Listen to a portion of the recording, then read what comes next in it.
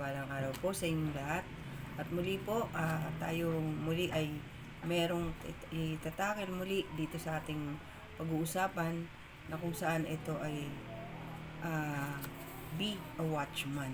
So, paano nga ba tayo maging watchman o tagapagbantay or spiritual watchman or oversight, di ba? Ito yung pinakamahalaga sa atin, mga kapatid, na kung saan tayong mga Kristiyano, may accountability tayo sa lahat ng ating gagawin, sa mga tao, sa ating ginagawa na ito ay naaayon sa kalooban ng Panginoon. Pero paano nga ba yun?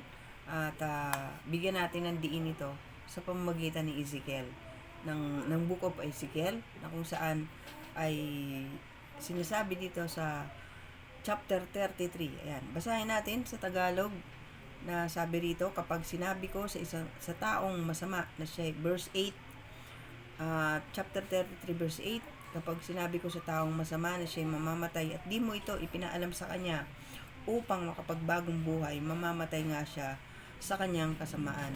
Ngunit pananagutan mo ang kanyang kamatayan.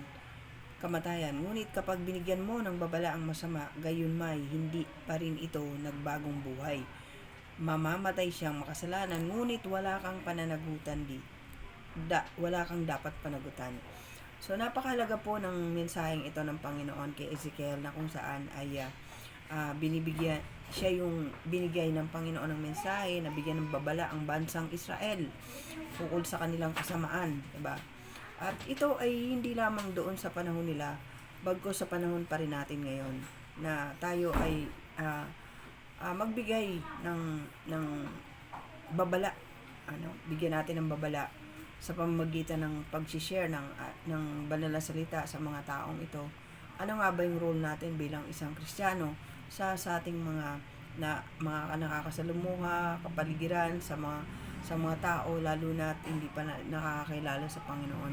So, napakahalaga po niya na binibigay sa ating tungkulin ng Panginoon, lalo na ito ay accountability natin, na hindi sila mapahamak, no? Na kapag sinabi natin sa kanila na kailangan nating sabihin sa kanila na yung sinasabi ng Panginoon, no? Sinasabi ng banal na aklat, na kailangan nilang malaman ito. Bakit po? Unang-una na po dyan, marami pong nakakakilala ng Panginoon. Pero sino nga ba yung Panginoon na nakikilala nila? At ang katotohanan na pinamumuhay, na ipamumuhay dapat ng mga tao, no? Na kung saan ay samot-sari, no? Ang lumalabas na paniniwala, tradisyon, na kung saan ito ay minana pa. Pero ano nga ba ang katotohanan patungkol dito? Na kailangan ng tao na malaman ito, dahil kung hindi ay sila ay mapapahamak.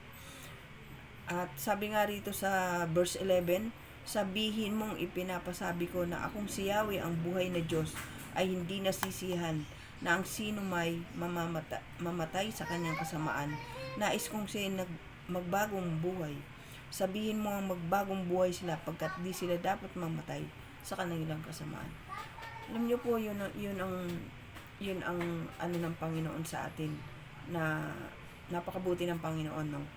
Na yun nga, sabi nga sa 2 Peter, no, na 3:9, na kung saan ang pangako niyang muling pagdating, ayun na lang yung pangako hindi niya pas tinutupad, pagkat ang ibig niya ang lahat ay makapagsisi at tumalikod sa kasalanan, kasi ayaw niyang may mapahamak. Napakabuti ng Panginoon. Bakit po? Ang lahat ay binibigyan niya ng chance na makasama sa kanyang kaluwalhatian. And as a Christian, as a follower of Christ, yun po ay tungkulin natin, para ito ay sabihin sa mga taong ito upang sila ay hindi mapahamak, kasi may kapahamakan po talaga na mangyayari, na kung saan ang tunay na kaligtasan lamang ay matatagpuan ito sa pamamagitan ng ating Panginoong Hesus, ang pananampalataya, at tanggapin siya, sambahin siya sa espiritu at katotohanan. So, iisa lang ang daan, ang Panginoong Hesus lang, na kailangan malaman ito ng tao, na hindi dapat mag-rely sa mga kung ano-anong tradisyon, ritual, at kung ano-ano pa ito. Isa lang, ang Panginoong Hesus lang ang panampalataya ng mga tao, na kailangan malaman nila ito, kasi may kapahamakan nga po talagang darating sa bawat isa.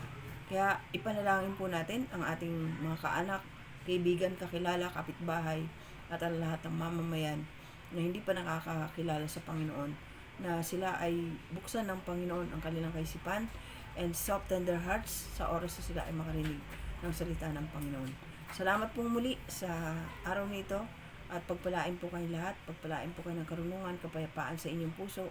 At kung meron man po na gusto magpanalangin, may ipanalangin siya, gustong tumanggap, mag-message lang po kayo sa inyong abang lingkod. I-message nyo lang po ako dito sa topic na ito natin, sa video natin ito. Salamat po ng marami. Salamat po, Panginoong Hesus, sa binigay mo sa aming pagkakataon. Salamat po, O Diyos, sa iyong kabutihan, sa iyong kaparaanan, buhay at makapangyarihan sa lahat. In Jesus' name.